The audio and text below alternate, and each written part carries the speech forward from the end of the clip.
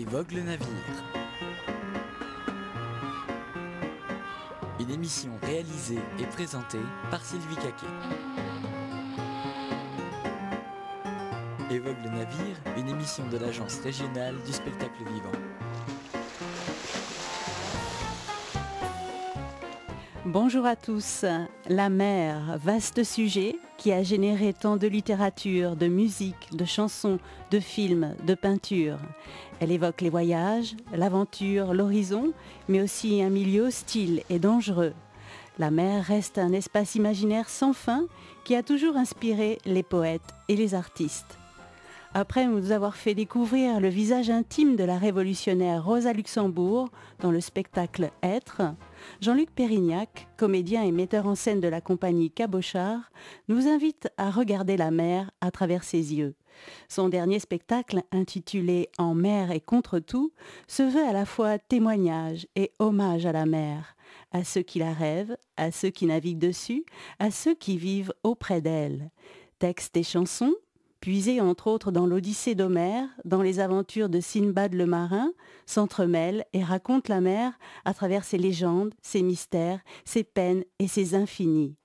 Pour servir cette invitation au voyage, on retrouve sur scène Jean-Luc Pérignac lui-même, Priscilla Boussiquet, qui incarnait Rosa Luxembourg dans le précédent spectacle, Jean-Michel Guindet et Thierry Patarin.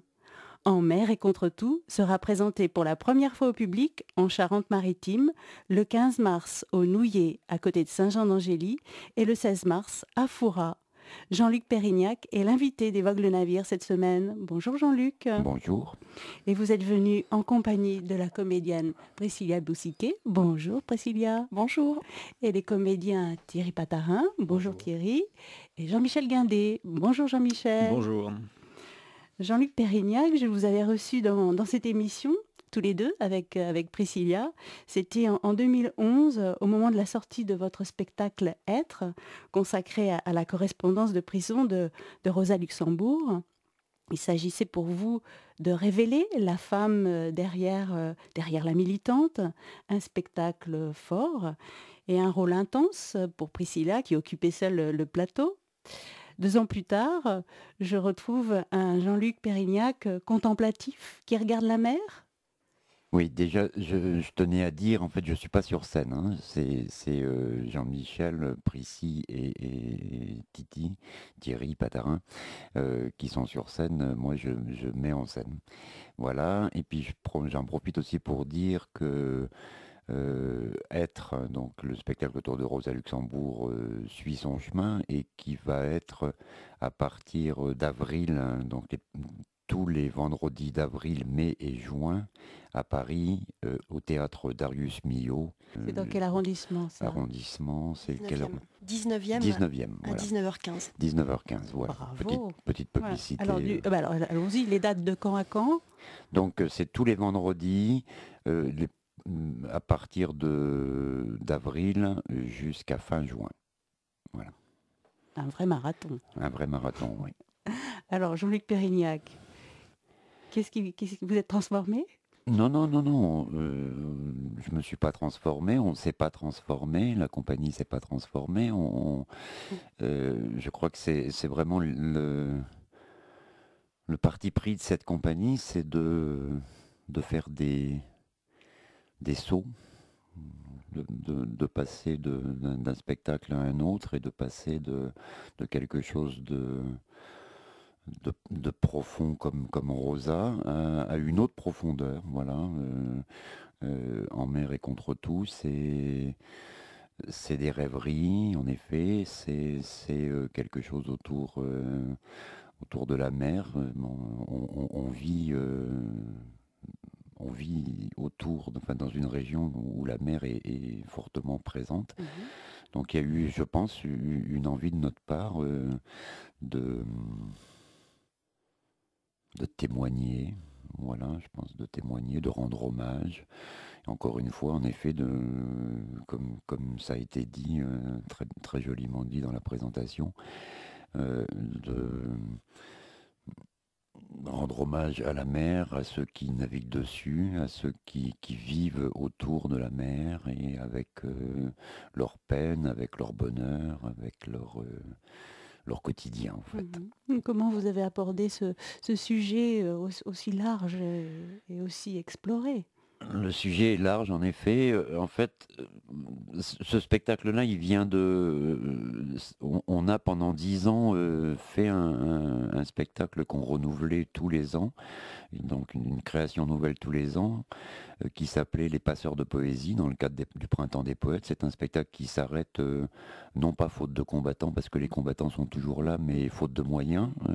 On en profite pour dire que il y a véritablement quelque chose qui est en train de se passer dans la culture en règle générale, où les subventions sont sabrées petit à petit et ça devient de plus en plus compliqué. Voilà, c'était un aparté, mais je pense que c'est un aparté important à nommer. On n'est pas les seuls Oui, c'est à en vrai pour votre pâtir. compagnie et beaucoup de compagnies en région, Voilà, bien je sûr. pense qu'il il faut le dire.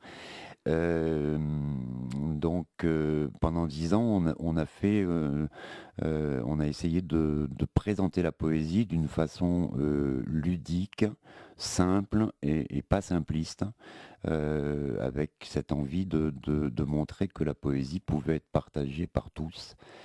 Et en fait, on peut dire que quelque part, En mer et contre tout, c'est la grande sœur, parce que c'est un spectacle qui est plus important que Les Passeurs. Les Passeurs, ça durait 20 minutes. Là, on est dans une durée d'une heure, mais c'est la grande sœur en fait des passeurs de poésie. Donc voilà, on a pris des textes, on a été chercher des textes, les textes nous ont parlé. En fait, à la limite, comme on disait pour les passeurs de poésie, c'est les textes qui nous ont choisis plutôt que nous qui avons choisi les textes. On s'est laissé porter par ça, et puis là, on est en création autour de ça, autour des textes, autour des chansons. Il y a eu tout un gros travail fait sur les chansons, mais Prissy en parlera mieux que moi tout à l'heure. Donc voilà, on est dans cette espèce de, de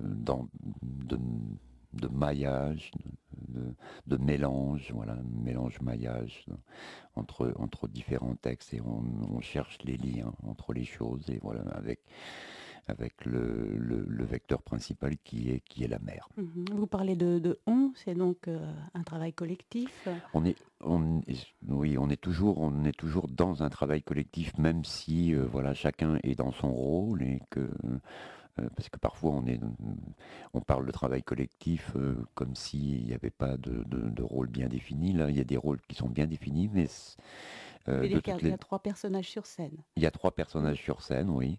Et à partir de là, quand je parle de rôle aussi, je parle de rôle. Bon, voilà, un metteur en scène, c'est un rôle bien particulier.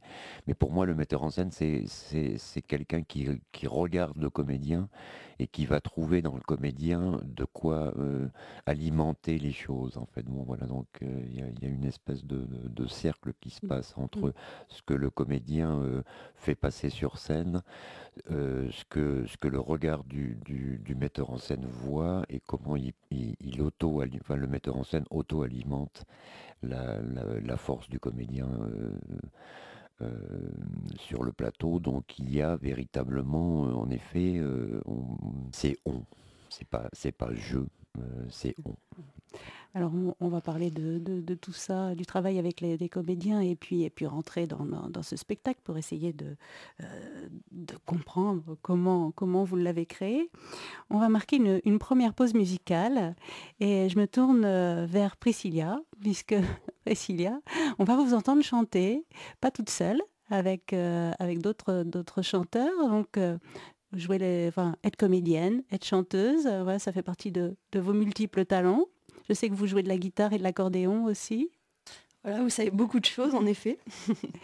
Et donc là, vous faites partie d'un groupe qui s'appelle Liliam. Ilam. Ilam. En effet, c'est un trio. C'est un trio musical de chants qu'on a ramené de Colombie. En fait, après de multiples voyages là-bas, on a été beaucoup touchés par les chants qui défendent les peuples profonds de là-bas. Et beaucoup été touchés par la manière que les habitants en Colombie ont de tous chanter en fait. Tout le monde chante là-bas, juste, faux, peu importe. C'est quelque chose de très commun et de très touchant.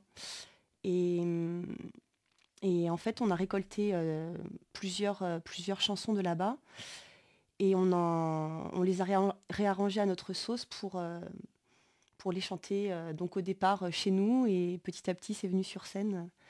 Et on a donc créé ce groupe Ilam avec Jean-Eudes Bélanger qui est chanteur et musicien, et Mélène Lemaître qui est percussionniste. Voilà. On vous écoute dans la Llorona. La Llorona. Avec l'accent, voilà.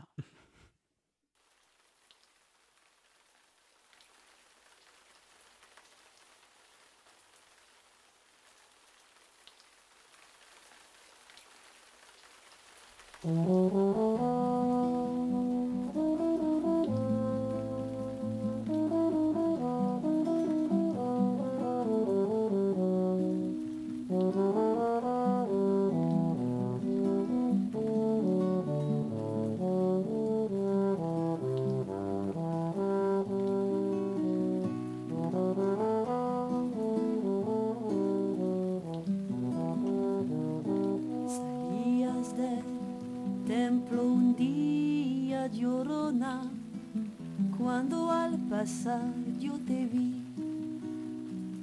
Salías del templo un día, Llorona, cuando al pasar yo te vi. Hermoso huipil llevabas, Llorona, que era virgen te creí. Hermoso huipil llevabas, Llorona, que era virgen te creí. Ay, de mí, Llorona, Llorona, Llorona de azul celeste. Ay, de mí, Llorona, Llorona, Llorona de azul celeste. No dejaré de quererte, Llorona, aunque la vida me cueste. No dejaré de quererte, Llorona, aunque la vida me cueste. Todos me dicen el negro, Llorona, negro pero cariñoso. Todos me dicen el negro, Llorona, negro pero cariñoso. Yo soy como el chile verde,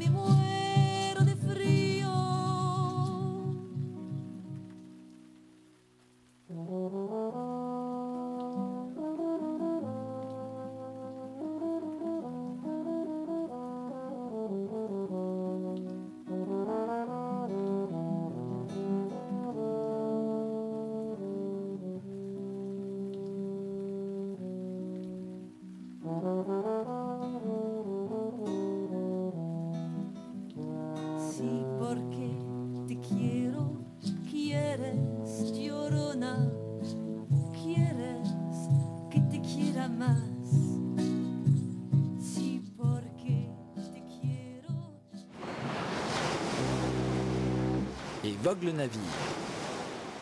La Llorona, le groupe Ilam.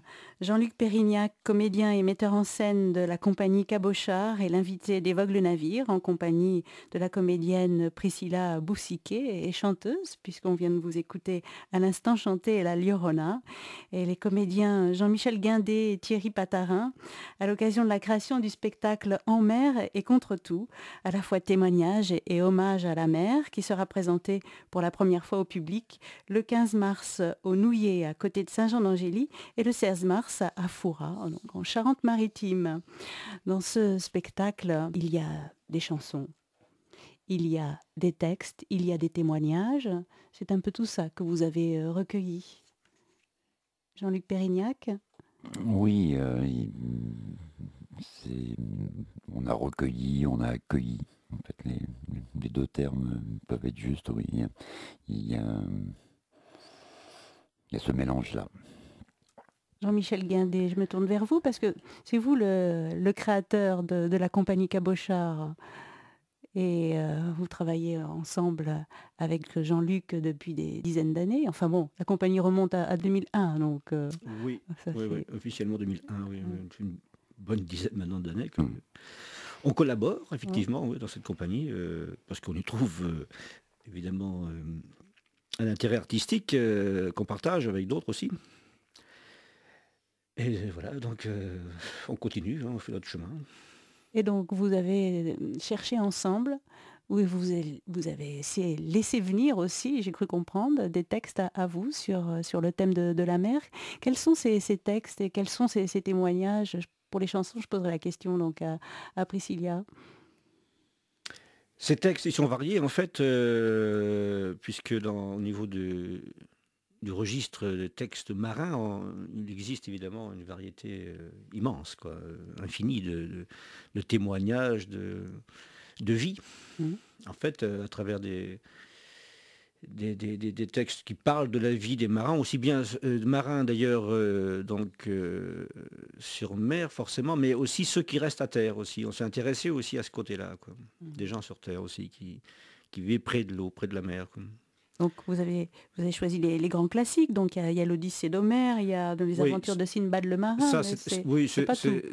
Non, c'est Sinbad, oui, évidemment, c'est des choses, les classiques bien sûr, mais c'est pas vraiment uniquement ça. C'était, oui, parce que c'est aussi des classiques, parce que c'est intéressant. Surtout qu'on a pris petit passage en fait de l'Iliade, c'est vraiment un tout petit passage qui nous sert d'intro, mais on a pris des choses très populaire, si je puis dire, en fait, mais qui parle Les marins étaient capables de choses très fortes, très profondes, quand ils parlaient de leur vie et de leur malheur, mais ils savaient aussi rire d'eux, Donc, dans ce spectacle, on trouve des textes profonds et qui parlent vraiment de choses, de malheur ou de choses vraiment dures à vivre, qu'ils avaient des vies assez dures, mais aussi, on trouve aussi des choses plus légères, parce qu'ils avaient aussi ce côté dérision, aussi, par rapport à leur métier, par rapport à leur vie, Ce sont des textes anciens. Oui, les trois quarts, c'est beaucoup de textes anciens. Oui, il y a quelques-uns d'ailleurs dont on citera tout à l'heure des passages de textes plus récents. Oui, il y a des textes qui sont un peu plus récents. C'est vrai qu'il y a Laurie, c'est pas très vieux en fait. Les petits textes qui seront dits tout à l'heure, Laurie, c'est l'auteur d'Au-dessus du volcan, pour les auditeurs qui connaissent. C'est un livre mythique en fait. Et il a fait un recueil de poésie, j'ai pas le nom du recueil là en tête, mais Thierry, tu l'as quelque part ça? Donc un recueil de poésie qui parle de la mer, pas que de la mer, mais en tous les cas, il y a beaucoup de choses sur la mer, voilà. Après, par rapport à Simbab, Simbab pour nous, il y avait ce côté onirique dans Simbab, il y a ce côté, du rêve, du délire en fait de Simbab le marin. Dans Dans Homère, et ben c'est un peu les grands mythes en fait. Voilà, c'est le Cyclope, voilà, il y a eu cette envie aussi de rendre hommage aussi à voilà, bon parce qu'Homère c'est un peu le premier conteur, c'est le premier écrivain presque. Donc voilà, il y a une espèce de filiation en fait. Et on était en répétition ce matin et on parlait beaucoup du fait qu'on soit chanteur ou qu'on soit comédien, il fallait être le fils de quelqu'un, voilà. Et donc il y a dans ce spectacle, je crois que voilà, il y a cette espèce de nécessité pour nous d'être en filiation avec ce qui a déjà été écrit, avec ce qui a déjà été vécu, voilà. Ceci dit, j'ai même pas mes Thierry vous lunettes, fait donc passer le je papier sais pas. et pointe son doigt là. Il faut que ce soit toi qui le dise, Thierry, parce que j'ai pas mes lunettes Voilà, là sur c'est moi. ça. Alors Thierry, dites-nous. C'est Malcolm Lowry dans Homme vareuse au vent et le phare appelle à lui la tempête. Et c'est vous, Jean-Luc, qui avez lu cet ouvrage et qui avez choisi Oui, dans l'extrait, un Laurie, passage. oui, ça c'est un auteur que j'aime beaucoup et voilà, je farfouillais dans ma bibliothèque pour voir des choses autour de la mer, voilà, et puis je suis tombé là-dessus et en fait c'était un livre que j'avais encore pas lu, en fait, que j'avais acheté à un moment donné que j'avais pas lu et je pense que c'était le moment pour que je le lise en fait et voilà, il y a des très belles choses en fait dedans.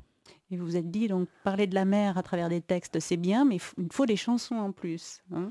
Oui, ça c'est véritablement, mais là, Prissy en parlera encore une fois mieux que moi, mais c'est véritablement, comme en Mer et contre tout, et la grande sœur la jeune sœur, mais grande sœur quand même, des passeurs. Voilà, dans les passeurs, il y a toujours eu ce maillage texte-chanson, et c'est quelque chose qui pour nous était important de conserver. Donc, voilà. Alors Priscilla, est-ce que c'est vous qui avez fait le choix des chansons ? Alors, on a fait des recherches donc en troupe, hein, c'est toute l'équipe qui avons écouté beaucoup de chansons. Après, nous, on a choisi celle qui nous touchait le plus, d'un point de vue mélodique, et aussi, évidemment, d'un point de vue du sens des paroles. Et ensuite, moi, mon travail, il a été de réécouter chacun des morceaux qu'on avait choisis, et de voir comment, harmoniquement, je pouvais l'entendre autrement, en fait. Et ce qui était assez intéressant, c'était de voir comment des chants de marins qui sont des chants d'hommes pouvaient être retraduits par une sensibilité féminine aussi. C'était un chouette travail, ça.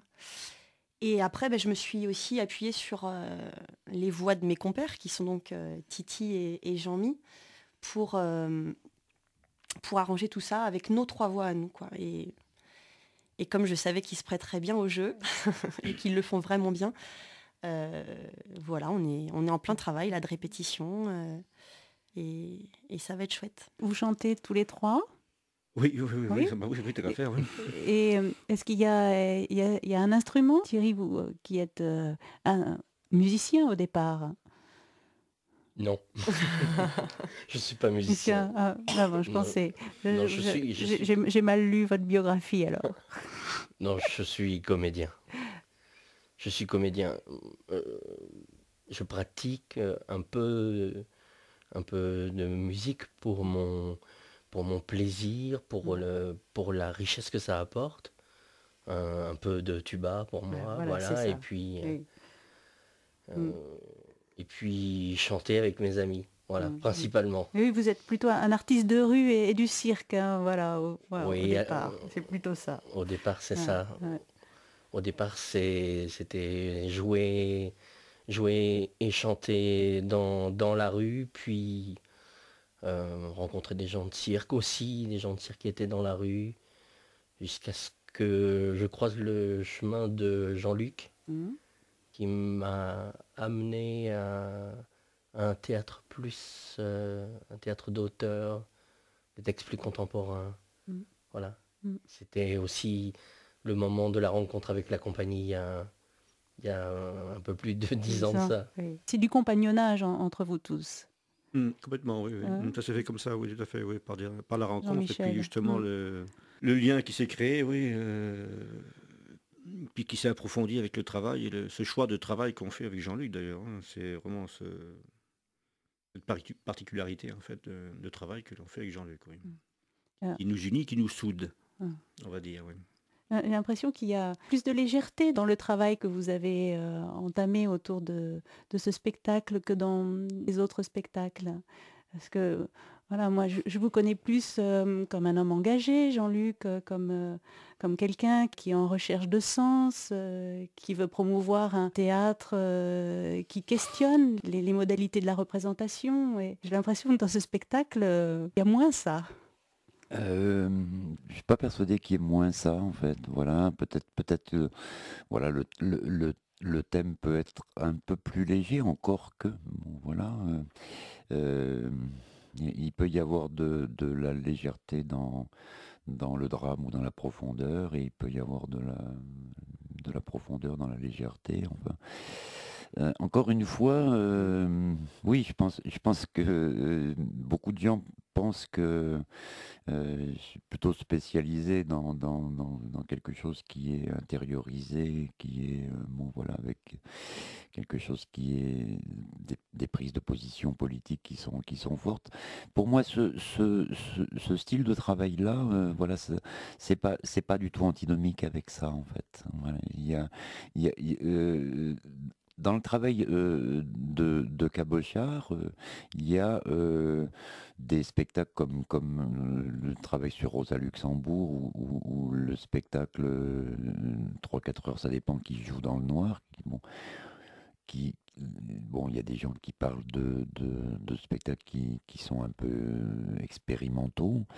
Mais pour nous, voilà, tous les spectacles, quelque part, sont... je ne sais pas comment dire ça, ont la même force. Alors après, il y a des moments donnés où ça dépend, voilà, je sais pas, il y a des jours où on peut écouter Mozart, et puis un autre matin, je sais pas, on va écouter Jimi Hendrix, ou j'en sais rien, enfin bon, qu'importe, et on peut l'écouter avec la même force, avec la même envie, voilà, et... c'est ce qu'on essaye de faire en fait, je pense. Bon, voilà, l'image me paraît pas fausse en fait. Voilà. Mais ça fait partie de nous. Hein, voilà. Aussi bien Être ou 3-4 heures ou d'autres spectacles ou celui-là ou des solos qu'on peut avoir chacun. Ça fait partie de nous, et c'est une globalité en fait. Voilà.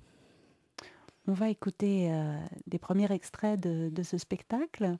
C'est Les uns et les autres. Vous allez donc dire un passage de votre spectacle. Et donc, dites-nous quel personnage vous représentez les uns les autres pour qu'on comprenne bien ce qui se passe. Jean-Michel, dites-nous. Quel personnage? Oui, effectivement, c'est un peu délicat comme question. Dans le sens où... Parce que vous êtes encore dans un travail de création, puisque c'est au mois de mars, donc vous avez encore on est en plein travail de création. Du temps devant vous. Ouais, celui-là, en fait, on peut dire que ce personnage-là, enfin voilà, c'est Lambert, en fait. Hein. Oui, là, moi, il se trouve que je suis dans un texte qui était pris dans un livre, comment le titre exactement, Climat et révolution autour du journal du négociant Rochelet, Jacob Lambert. Voilà, ça ne s'invente pas. Non, ça ne s'invente pas. Je cite des passages de ce livre, donc de Jacob Lambert. Voilà, donc pendant ce temps-là, moi, je suis Jacob Lambert. Mais dans ce spectacle, je ne suis pas que Jacob Lambert. C'est pas comme dans une pièce de théâtre, on est un personnage tout le long. Là, je suis Jacob Lambert pendant ce temps-là, quoi, du moins. Quoi. D'accord, voilà. Jacob Lambert, Priscilla. Donc, moi, c'est un texte issu de la légende de la mort d'Anatole Lebras. C'est la fille d'un gabarier, en fait, qui raconte la fin de tranche de vie de son papa, en fait. D'accord. Et Thierry? Je suis Simbad. Simbad le marin. Voilà. Alors, qui commence? C'est moi. Allez-y, Thierry. L'île ne tarda pas à s'enfoncer, comme aspirée vers le fond de la mer. La Providence mit sur mon chemin un grand baquet en bois. Je m'y accrochai en battant des pieds de toutes mes forces. Autour de moi, la mer houleuse grondait, les vagues s'élevaient de plus en plus haut. Mon âme était sur le point d'abandonner mon corps. Mon père était gabarier. Tous les jours, il descendait la rivière de Jaudy jusqu'à la mer pour aller chercher du goémon ou du sable. C'était un dur métier qui ne rapportait guère. Décembre 1785, le 31. Malgré les secours des grains qui arrivent à Maran et Charente, le pain reste toujours trop cher pour les pauvres. Septembre 1786, le 30. Nous avons eu ici le 26 de ce mois une émeute populaire à l'occasion d'une nouvelle taxe de pain. La miche de 10 livres qui valait 26 sous a été portée à 32 sous. Un soir, la gabarre s'échoua dans les vases. Mon père, malgré la température, on était en décembre, se mit à l'eau pour essayer de la dégager, et en rentrant à la maison, se coucha malade d'une fièvre qui ne le quitta plus. De semaine en semaine, il alla s'affaiblissant. Partout, et de 1000 façons, la mort s'offrait à mes yeux. La vie allait et venait en lui tantôt plus et tantôt moins, selon que la mer montait ou descendait. Il nous disait de ne pas nous étonner, que cela était habituel chez les marins, quand ils étaient comme lui sur le point de quitter le monde. Novembre 1786. Il reste encore bien des malades en ville qui ont de la peine de se débarrasser des fièvres, surtout des cartes. Les poissons s'étaient attaqués à mes jambes et en avaient notablement entamé les parties les plus charnues. Certains d'entre eux avaient même commencé à me grignoter les orteils. À l'aube du 4e jour de la 3e semaine, au temps de la grande marée, alors que je lui apportais sa soupe, il me regarda et me dit doucement « C'est la fin qui approche, mon enfant. Remporte cette soupe. » Juillet 1787. Il règne dans la ville beaucoup de fièvres malignes et putrides. Il en meurt beaucoup de monde, du matin au soir. On n'entend sonner que des agonies, pour les vieux comme pour les jeunes. Et tout se passa comme il l'avait prédit. Aux approches de la marée basse, il cessa de vivre. Soudain une vague me souleva et me projeta sur ce que j'avais reconnu être une côte abrupte. Par chance, les arbres qui poussaient sur le bord étendaient leurs branches jusqu'au ras des flots. Je saisis l'une de ces branches. Peu à peu, je retrouvai haleine. Je retrouvai le repos. Mon âme me fut rendue. Mai 1788.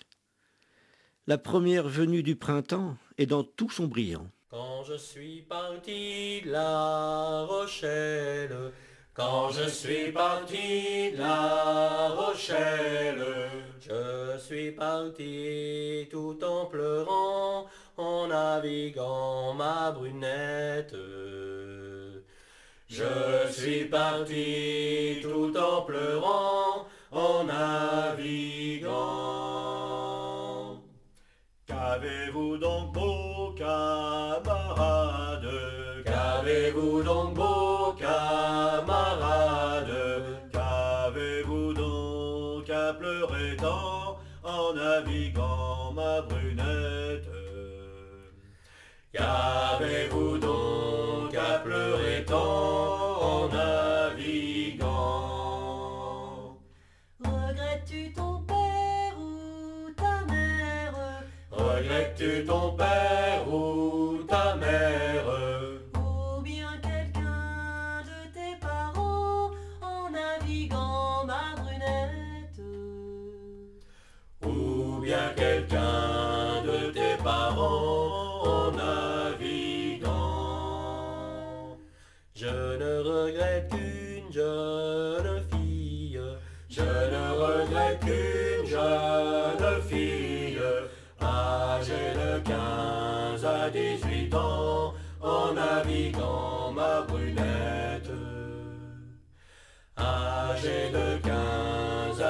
habitant, en naviguant. Si jamais je reviens en France, si jamais je reviens en France, si jamais je l'aimerai tout en passant, en naviguant ma brunette. Je l'aimerai tout en passant, en naviguant.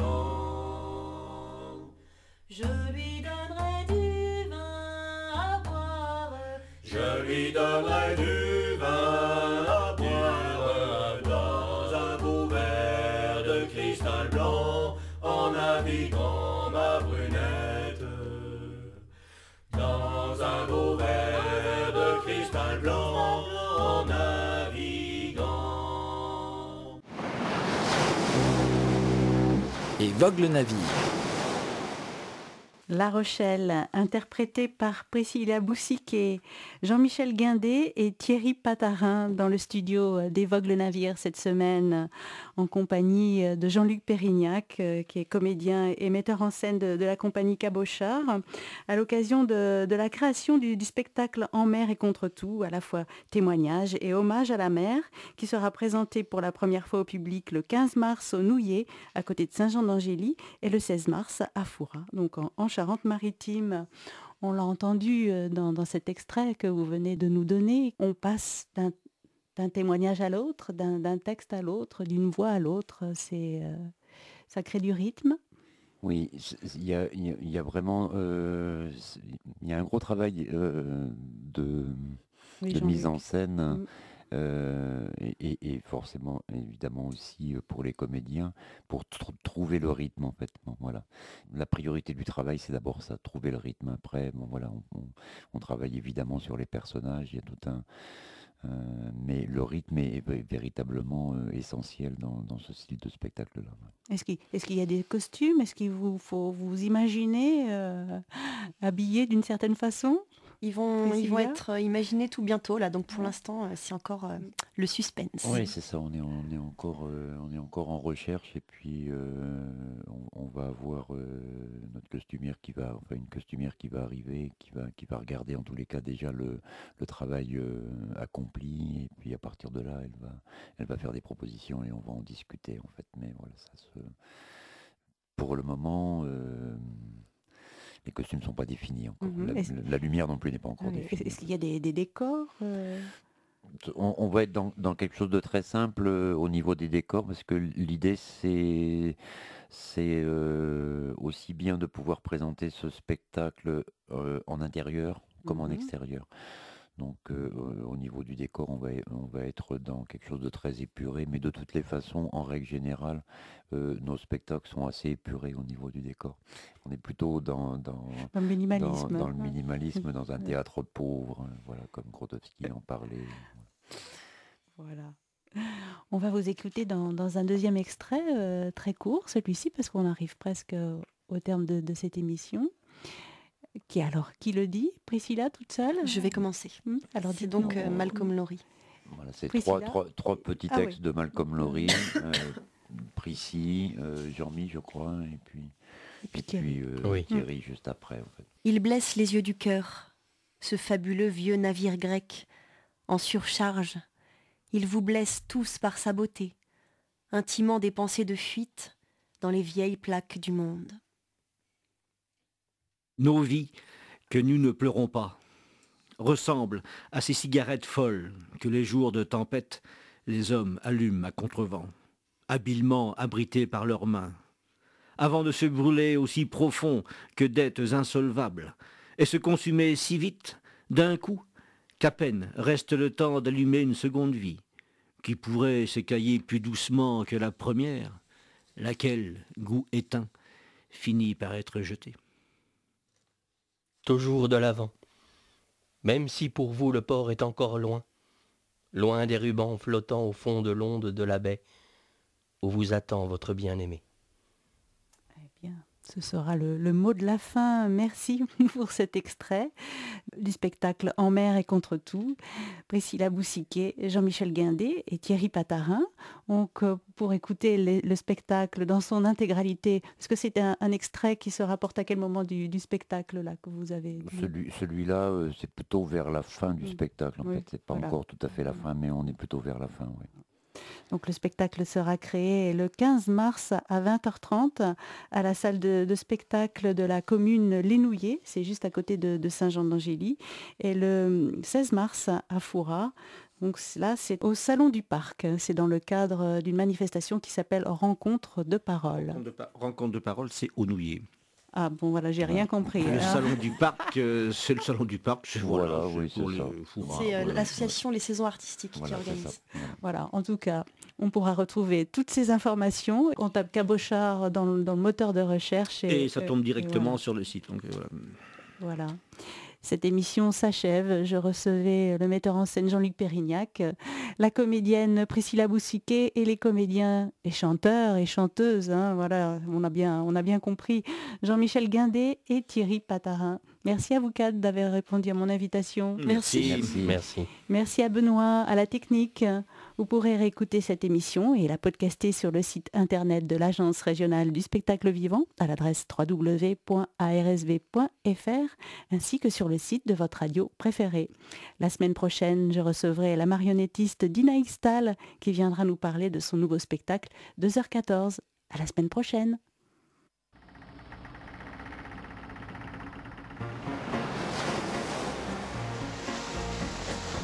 C'était Évoque le navire, une émission réalisée et présentée par Sylvie Caquet et proposée par l'Agence régionale du spectacle vivant.